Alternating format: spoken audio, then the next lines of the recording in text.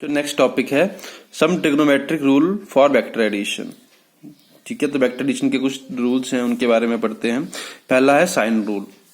ठीक है, sine rule क्या कहता है कि अगर हमारे पास एक ट्राइंगल है जिसकी 3 साइड दे रखी हैं, ठीक है, जिसमें एंगल दे रखे हैं ये ए, ये बी, ये सी।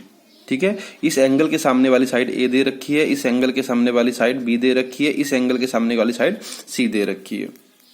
तो साइन रूल क्या बोलता है कि A upon sine A that is equal to b upon sin v, b upon sin of angle v is equal to this length of side c upon angle sin c।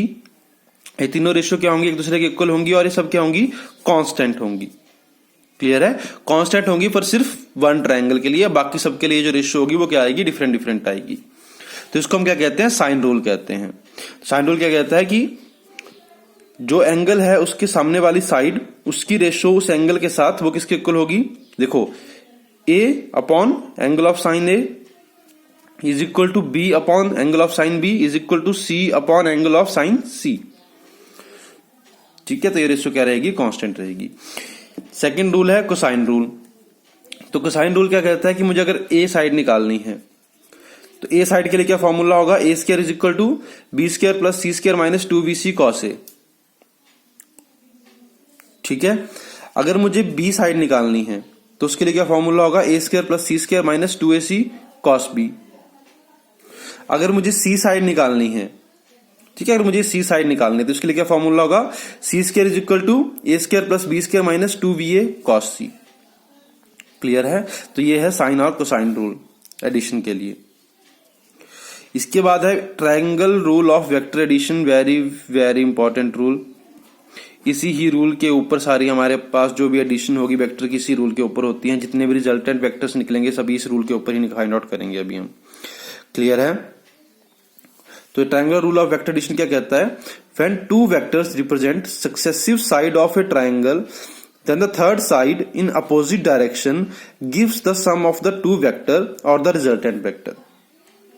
ठीक है, जैसे कि ये ए vector है, ये B vector है, इन दोनों को हमने क्या करना है, ऐड करना है। तो मैंने ये ए वेक्टर लिया, ये बी वेक्टर लिया, तो ये क्या है, सक्सेसिव साइड है ट्रायंगल की, सेम ऑर्डर में है। ये ए जा रहा है इस डायरेक्शन में, बी चला गया। अब सी का जो ऑर्डर है वो किस तरह से हो गया, अपोजिट हो गया। अगर ये सेम डायरेक्शन में होता तो किस तरह से होता, देखो ये ए का ऑर्डर, ये बी का, तो सी इस तरह से होना चाहिए था, सी इस तरह से होता। बट यहां पे कैसे है, इसकी डायरेक्शन इस तरफ को है, तो किसमें है, ये अपोजिट ऑर्डर में है। क्लियर है, तो जो अपोजिट ऑर्डर में होगा वो हमें क्या देगा, उस वेक्टर का सम देगा और रिजल्टेंट वेक्टर देगा। इसको हम क्या कहते हैं, रिजल्टेंट वेक्टर कहते हैं। ठीक है, तो अब हमें इस रिजल्टेंट की वैल्यू निकालनी है कि ये कितनी होगी। ठीक है, अब देखो रिजल्टेंट की वैल्यू को निकालने के लिए मैंने क्या करा, यहां पे राइट एंगल ट्रायंगल बना दिया, यहां से परपेंडिकुलर ड्रॉ करा और इस लाइन को आगे बढ़ा दिया। ठीक है, अब देखो यहां पे एंगल थीटा है, तो बी कंपोनेंट ये है। अब देखो अभी हमने क्या पढ़ा, रेक्टेंगुलर कंपोनेंट में पढ़ा, तो इस बी का एक्स एक्स में कौन सा कंपोनेंट आएगा, कॉस थीटा, और बाय एक्स में कौन सा आएगा, साइन थीटा। तो मैंने इसको रिजॉल्व कर दिया, तो ये क्या है, बी कॉस थीटा, और इधर क्या आ गया, बी साइन थीटा आ गया। तो बाय यूजिंग पाइथागोरस थ्योरम हम क्या निकाल सकते हैं, सी की वैल्यू निकाल सकते हैं। तो पाइथागोरस थ्योरम लगा दी हमने, तो सी स्क्वायर कितना आ गया, सी स्क्वायर किसके इक्वल होगा, OB square plus A B square, इसके इक्वल होगा। ओबी कितना है, ओबी पूरा कितना है, A plus B cos theta, तो A plus B cos theta का स्क्वायर, और ए बी कितना है, B square sine square theta, ये बन गया। अब इसका मैंने क्या करा, ब्रैकेट ओपन करा, तो क्या बन गया, A square plus B square cos square theta plus 2ab cos theta plus B square sine square theta. ठीक है, अब इसमें से और इसमें से मैंने क्या करा, बी स्क्वायर को कॉमन ले लिया। तो यहां से जब मैं बी स्क्वायर को कॉमन लूंगा तो क्या बचेगा, देखो यहां पे बता देता हूं मैं, बी स्क्वायर कॉमन लिया, अंदर क्या बचेगा, sign square theta plus cos square theta. सिर्फ इन दोनों की बात कर रहा हूं मैं भी। तो साइन स्क्वायर थीटा और कॉस स्क्वायर थीटा किसके इक्वल होता है, 1 के इक्वल होता है। क्लियर है, तो sign square theta cos square theta कितना हो गया, 1 हो गया।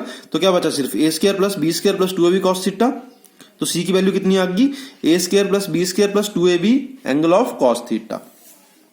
एंगल किस किसके बीच में, ए और बी के बीच में कितना एंगल है।